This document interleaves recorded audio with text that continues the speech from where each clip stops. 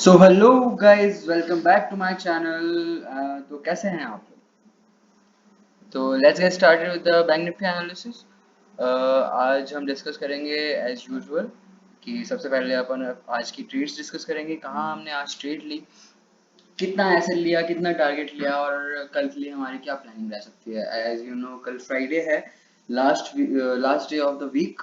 So most of the Fridays क्या होता है ना, वन वे मूवमेंट होता है। तो उससे पहले, कल का डिस्कशन से पहले अपन आज का डिस्कशन कर लेते हैं कि हमने आज क्या किया है। ठीक है। तो सबसे पहले मैं बता देता हूँ, आज मेरा रूल फॉलो नहीं हो पाया। जो मेरा रूल था कि मेरे को मतलब 50 पॉइंट का एसएल देना है, उसके बाद रुक जाना है, जो कि नहीं हो पाया मेरे से। ठीक है, मैं मानता हूँ मेरा आज का रूल फॉलो नहीं हो पाया है। तो उससे पहले ना मैं आपको अपनी गलती बता देता हूँ, मैंने आज क्या क्या गलतियाँ की है। तो सबसे पहले तो जो ये लाल वाली कैंडल दिख रही है ना आपको, ये वाली लाल वाली कैंडल यहाँ पे मैंने पुट ली थी। इसमें मैंने ये लगभग शायद 30 पॉइंट का एसएल किया था। ठीक है। उसके बाद मैंने वापस इसमें कॉल साइड में, इसी इसी वाली में कॉल साइड में, इस वाली जो ये हैमर टाइप कैंडल दिख रही है ना आपको, इस वाली कैंडल में मैंने 20 पॉइंट का कॉल साइड में एसएल दिया था। ठीक है।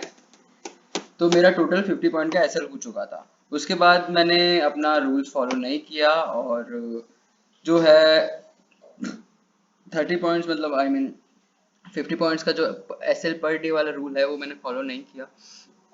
तो उसके बाद मैंने ओवर ट्रेडिंग करी और टोटल मेरा जो पीएनएल दिख रहा है वो आपको वो है 1950 का। ठीक है। इसके बाद अपन डिस्कस कर लेते हैं कल का हमारे लिए क्या इंपॉर्टेंट लेवल्स थे और हमने कल क्या डिस्कशन किया था। कल क्या डिस्कशन किया था, अगर आपको याद हो, अगर आपको याद हो तो मैं आपको बताना चाहूंगा कि कल जो डिस्कशन था ना, 2 सेकंड में इसको रिफ्रेश कर देता हूँ। तो आपको याद होगा कि कल जो डिस्कशन था, मैंने आपको बोला था 54,500 के आसपास हमें कॉल का देखना है, एक रेंज बाउंड मार्केट होगा अगर। मैंने आपको ये चीज़ भी बोली थी कि अगर कल के दिन जो है ना, मतलब हाँ, कल के दिन जो है वो डोजी कैंडल टाइप क्लोजिंग हुई थी, जिसमें हमें ना ही हमें कॉल साइड का पता था, ना ही पुट साइड का पता था कि कौन विजेता है। ठीक है। तो मैंने आपको बोला था कि एक आपको ध्यान से आज के दिन ट्रेडिंग करनी है। और एक चीज थी कि अगर यहाँ पे 54,500 के आसपास एक रेंज बाउंड मार्केट दिखता है आपको, तो एक कैंडल क्लोजिंग के बाद आपको, जिस भी कैंडल क्लोजिंग होगी, कैंडल क्लोजिंग के साथ आपको उसके साइड मूवमेंट करनी है। तो एक अच्छा सा मार्केट मिला जो है अपना 2:30 बजे के बाद वाला मार्केट। ठीक है। और सुबह सुबह मैंने आपको बता दिया है, उसमें मेरा प्रॉफिट नहीं हुआ था। मेरे साइड लास्ट में यही चीज़ जो ये चीज़ जो दिख रही है ना आपको, ये लास्ट में कॉल साइड में, इसी में मैंने प्रॉफिट किया है। तो let's discuss about the tomorrow's market कि हम कल क्या इंपॉर्टेंट लेवल्स हो सकते हैं और किस तरीके से हम ट्रेड कर सकते हैं। सबसे पहले हम डेली चार्ट पे अपन का आज का हम क्लोजिंग देख लेते हैं। तो मैंने आपको बताया था 54,500 के आसपास और 55,500 के आसपास, जो 1000 पॉइंट के बीच में जो बैंक निफ्टी नाच रहा है, इसके बीच में हमें ट्रेड करना है। ठीक है।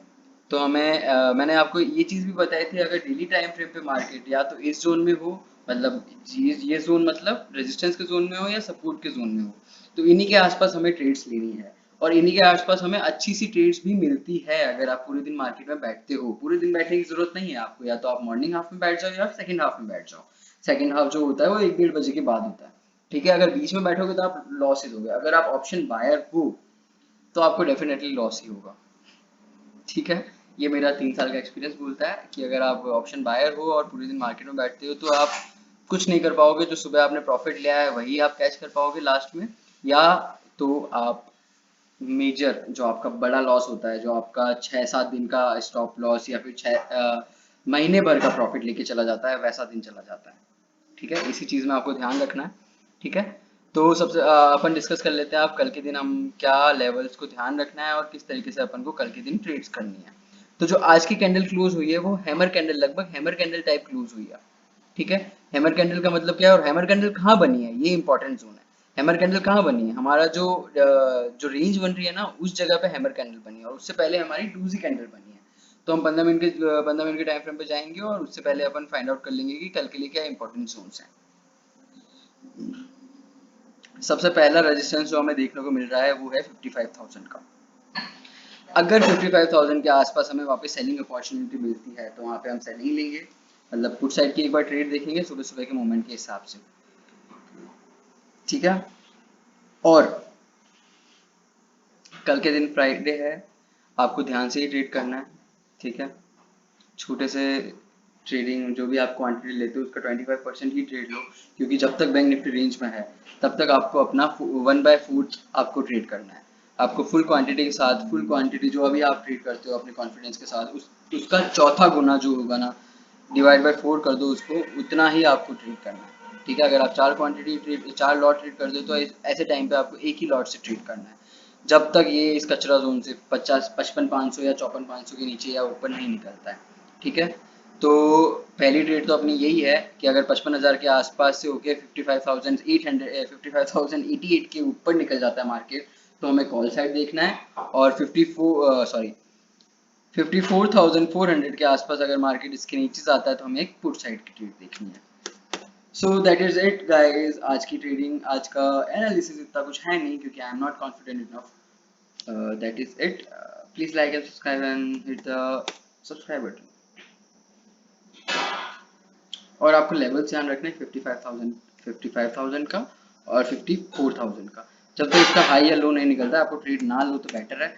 या तो आप ऐसा कर सकते हो कि इस जगह वापस बॉटम पे आए मार्केट, ये जो रेंज बनाई ना इसने 54,600 के आसपास, यहाँ पे अगर मार्केट आए तो यहाँ पे आपको कॉल साइड देखनी है। और 55,000 के ऊपर अगर ब्रेक करे अच्छी सी कंसोलिडेशन रेंज के बाद तो आपको कॉल साइड देखनी है। प्लस अगर 55,000 के ऊपर ब्रेक करता है और वो मतलब वहाँ पे सस्टेन नहीं कर पाता है, 5 या 15 मिनट की कैंडल जो भी होगी ऊपर सस्टेन नहीं कर पाती है और वापस रिजेक्शन लेता है, या फिर एम पैटर्न 1 मिनट के टाइम फ्रेम पे अगर आप देखोगे एम पैटर्न या फिर कोई पैटर्न दिखता है head and shoulder, what ever the pattern is, तो आपको पुट साइड की ट्रेड, ठीक है।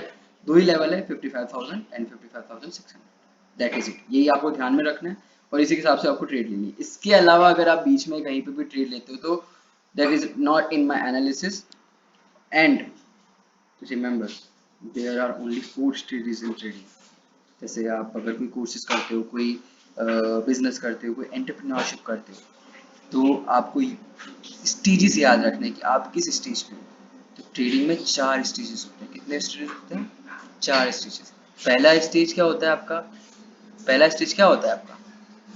पहला स्टेज होता है एक्सपोजर, जहाँ पे आप मार्केट को जानते हो, मार्केट कैसे काम करता है, कैसे ऑप्शन चेन काम करती है, कैसे पुट काम करता है, कैसे कॉल काम करता है, कैसे मार्केट का मूवमेंट होता है पर्टिकुलर चार्ट का, ठीक है।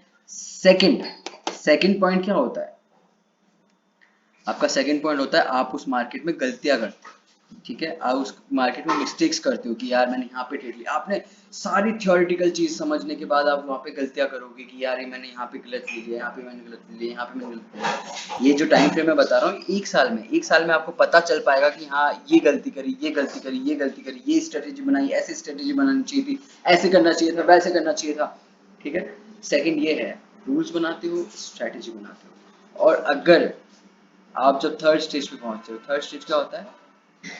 Third stage nothing more than that, what is it, कि आप जो आपने जो रूल्स बनाए हैं वो आपको थर्ड स्टेज पे लेके जाता है कि आप उसको फॉलो कर रहे हो या नहीं कर रहे हो।